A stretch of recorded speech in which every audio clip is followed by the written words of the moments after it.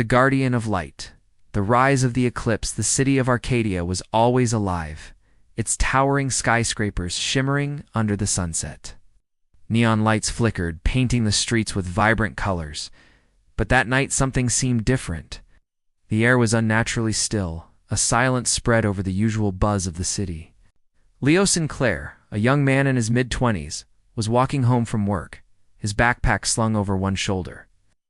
He had always felt an inexplicable pull towards the unknown, but he never imagined how dramatically his life would change. As he passed by an alley, a strange hum caught his attention.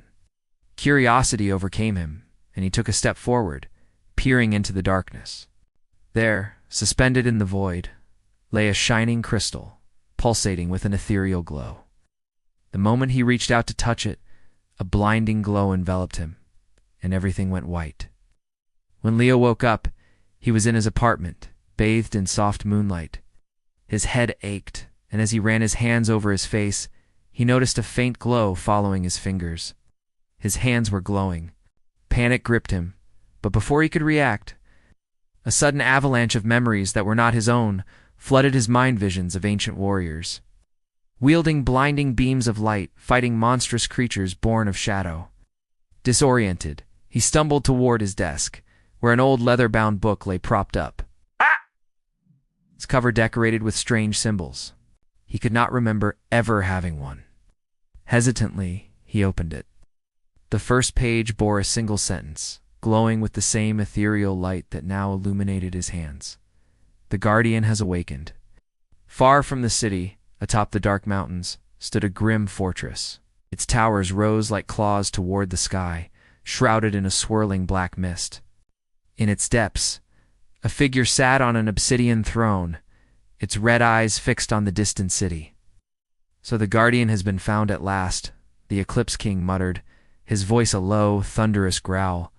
"Then we must ensure that he never fulfills his destiny." A second form stepped forward, shrouded in flowing darkness. Her violet eyes gleamed beneath her hood. "Leave it to me," whispered Nyx, the Lady of Shadows. "You will not live to see the dawn." Leo's new powers frightened him, but fate had already set him on a path he could not escape.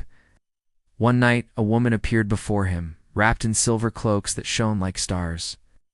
"I am elderly Sara," she said, her voice soft but firm. "You are the keeper of the light, the last of a long line of protectors. But power alone will not save you. You must learn to use it." She led him to a hidden sanctuary beneath the Cityon ancient chamber, where former guardians trained. Leo's journey was not easy. At first, he struggled to control the raw energy that flowed within him. But with Lasara's guidance, he learned to create shields of light, shoot brilliant beams, and move at speeds beyond human capabilities. But the darkness had already begun to move against him. Strange blackouts plagued the city. People spoke of creatures that lurked in the shadows, unseen but felt, and then came the attack. Nyx emerged from the darkness, her movements as silent as the night itself. Leo had only just begun to realize his powers, but he was not yet ready. The attack was sudden.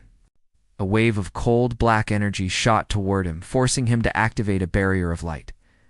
The clash of forces created an explosion that shook the foundations of the shelter. "You cannot hide, Guardian," Nyx said with a sly smile. "Lay's darkness always finds a way." Their battle was fierce. Leo managed to fight back, shooting blinding flashes of light, but Nyx was more experienced.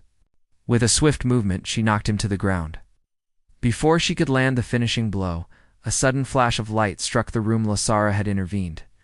"This fight is not yours to win, Nyx," the elder said, her eyes shining with pure power. Nyx retreated into the darkness, but the battle had only just begun. Leo knew his time was running out. The final confrontation was approaching.